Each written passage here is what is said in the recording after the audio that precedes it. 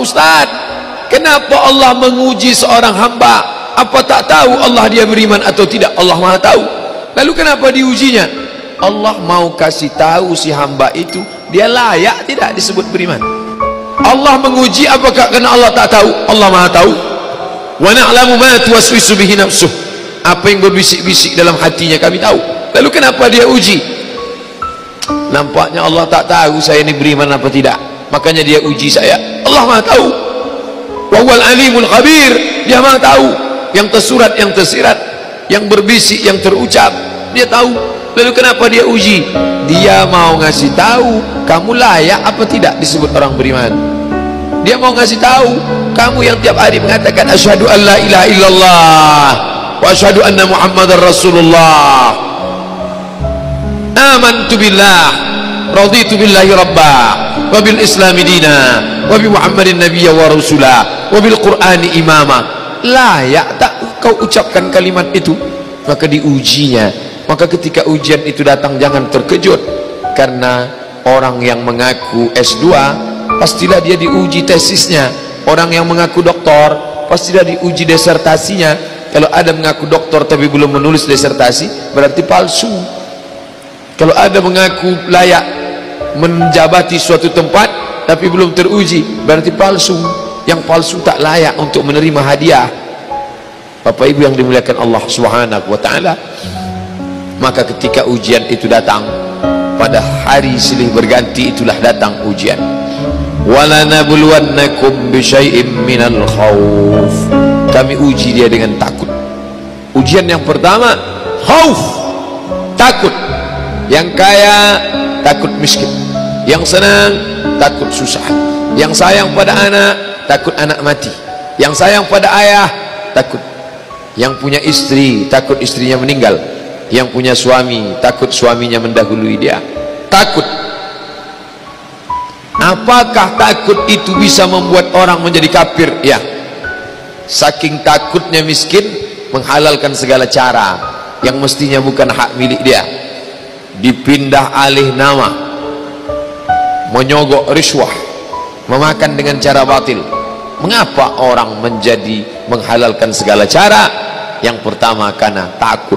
Betapa rasa takut kalau sudah menguasai orang, dia bisa membuat orang menghalalkan segala cara. Seorang istri terlalu takut kehilangan suami, bisa jadi dia menjadikan cara-cara yang tidak disyariatkan Allah.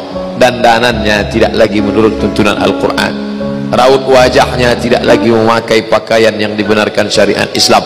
Apa yang membuat orang melakukan perbuatan haram? Takut. Artis ingin eksis di panggung hiburan, maka dia buka yang tidak semestinya dilihat oleh bukan mahramnya. Apa yang membuat orang takut? Takut, takut, takut. Walanabluwannakum bisyai'im minal khauf. Kami uji kalian dengan rasa takut. Walju', lapar. Lapar, di mana letak lapar? Perut. Berapa panjang perut? Sejengkal. Gara-gara perut yang sejengkal, orang menghalalkan segala cara. Sejengkal perut, sejengkal di atas pusar, sejengkal di bawah pusar. Nafsu perut, nafsu syahwat. Kedua-dua nafsu ini membuat orang menjadi menghalalkan segala cara haram. Mati, sakit, takut mati, takut sakit, takut susah, takut melarat. Wathamarat, takut buah-buahan hilang, takut paceklik, takut kemarau panjang, sampai-sampai meminta kepada setan, sampai-sampai memandikan kucing, sampai-sampai membuat sajen. Gara-gara apa itu semua? Takut, takut, takut. Wabasyiris sabirin.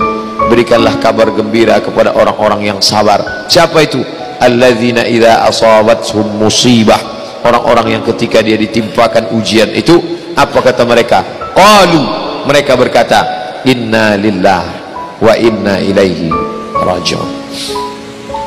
Jangankan harta kami, jangankan anak kami, jangankan suami kami, jangankan rumah kami, jangankan jabatan kami, inna lillah, diri kami ini pun milik Allah, bukan punya kami.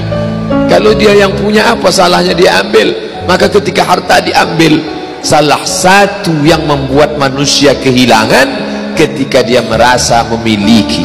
Ini punya saya, ini milik saya, Kalau orang sudah terlampau memiliki, maka ketika hilang muncul kekecewaan, salah sangka. Makanya kita ini selalu sering salah sangka. Kita sangka punya kita, padahal bukan punya kita. Lillahi ma fis samawati wa ma fil ard. Apa yang di langit, apa yang di bumi, lillah, bukan punya kamu. Kenapa? Kalau sampai kita katakan punya kita, lalu ketika dia hilang kita stres, kita depresi. Orang yang kehilangan anak, dia tidak sedih. Kenapa?